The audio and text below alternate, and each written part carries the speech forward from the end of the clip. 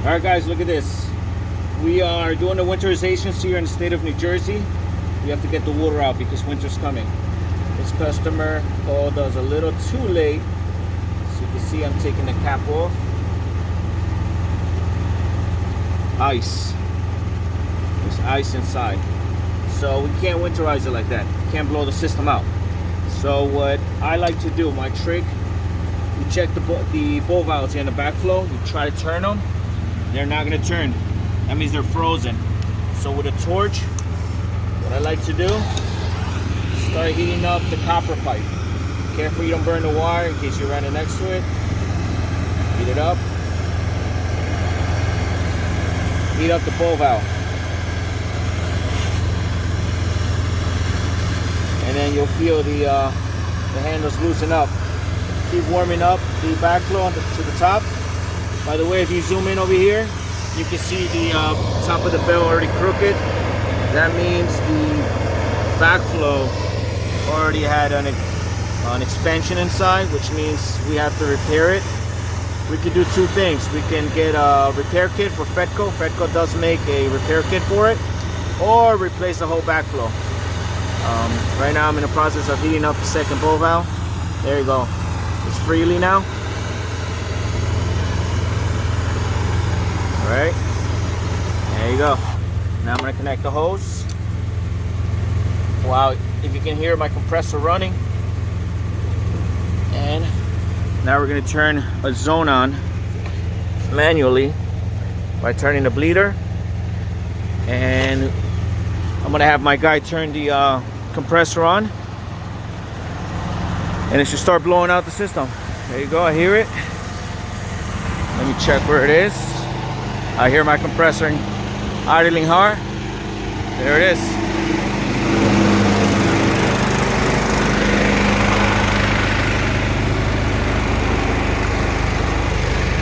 It's very slow because it's frozen. This one is frozen. I'm gonna take the nozzle off and I'm gonna move.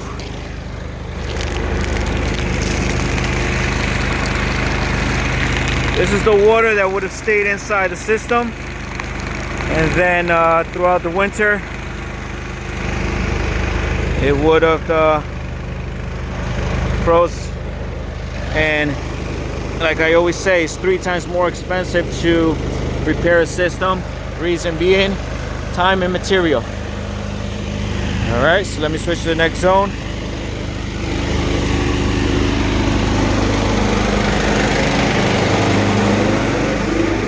And sorry about my quality of recording. It's just when you're doing the blowouts, you have to be moving. All right, shutting this one off, making sure it didn't freeze.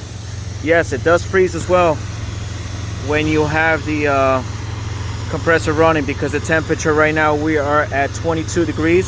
So try to heat up the backflow. All right, we're gonna open the next zone. See, right now we don't have any water running. That means the system froze. So I'm gonna ask my guy, my assistant, to close the valve. We're gonna have to open it up. Bring the channel lock. All right. So you hear that sound? Sounds frozen. I'm gonna try to get the water out. Release the pressure because there's a lot of pressure in there right now.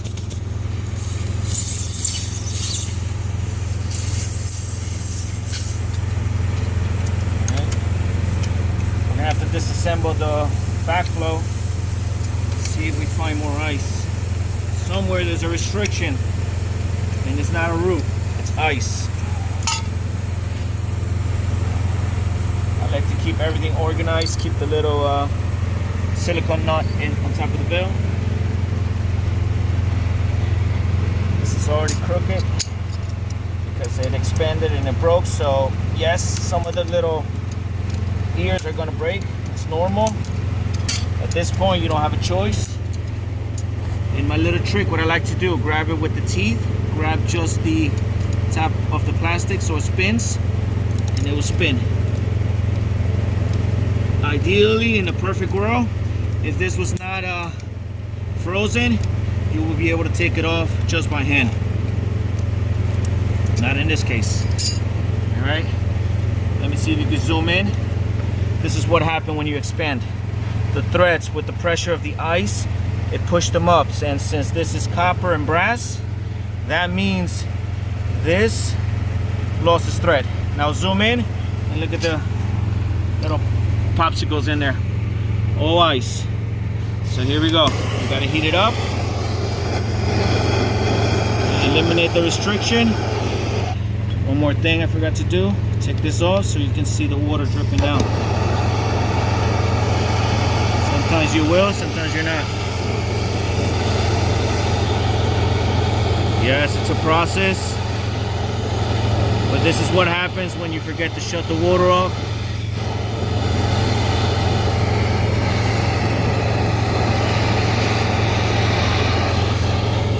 And then for some guys asking there, well, would that burn the gasket inside, the other interior gasket? Yep, there's a possibility, but at this point, you don't have a choice. You have to do this.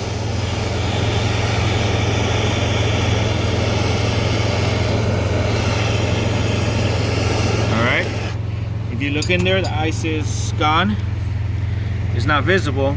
Let me say that the right way. I'm gonna put this back together the best I can, because like I said, the gasket, the threads are lost. So that's all lost. I'm gonna put it back together and try to blow it out again. I'm gonna have my assistant again turn the compressor on, and hopefully the next zone in the back turns on. There we go. I hear the compressor going really high. See, the heads are struggling to get in there, but it's not because of the lack of pressure. Ooh, there you go. It's because the ice is in there. But as you see now, everything's going in. All right, getting blown out. There you go. And now it looks like everything melted inside. Now we have good pressure. Look at that. All the heads are coming out for this zone. And sorry about the noise, but it does get very noisy when you're doing the winterization. All right. Everything looks like it's steam now. So what I'm gonna do, I'm gonna switch to the next zone.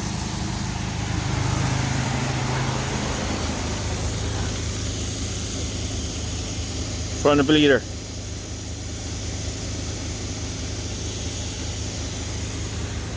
Should be running right now on the other side.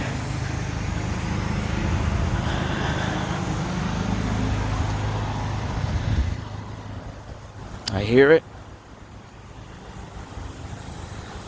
There it is. All the way down there. That looks clean.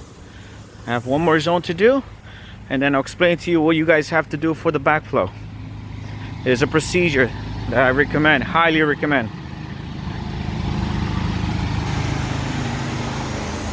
All right, shut this one off, put this one on. We did that one before, so I'm just gonna shut it off. I'm gonna have my assistant shut the compressor off.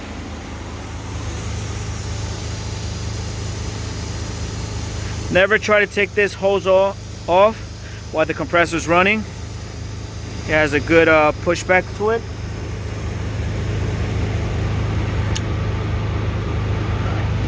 All right, compressor's off. All right, so now what's gonna happen, we're gonna put this back here. Number one thing, you put the plug back in. All right, but when you screw the plug in, just put it very loose. Number two, each ball valve here in the backflow, you put them at halfway, 45 degrees. Reason being, there's a ball inside, and throughout the winter it's going to expand. When it's halfway, it does have its space to expand.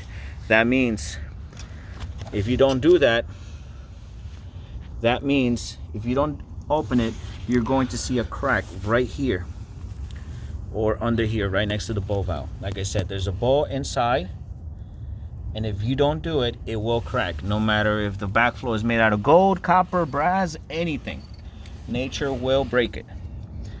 I'm putting back the bell. And like I said, there's going to be two options. You're going to have to talk to your customer. I like to let the customer know ahead of time. So right now, when I send the invoice, I'm going to write my notes in there that the backflow was had already had an expansion, which means we're going to have to either replace the backflow, which in this case I don't think we will. We'll probably just have to get a Fedco repair kit, which comes with the whole piece inside, and just use the same bell, and we should be fine. And also too, the reason I leave the plug loose during the winter, it's going to expand the molecules inside, whatever's air inside, and if you leave it sealed, it's going to expand, and also you'll see a little crack here if you don't do this. All right, so remember, leave this loose, 45s, and close all the valves. All the valves have to be closed. All right, and close it up. You're ready to go. That's it, guys.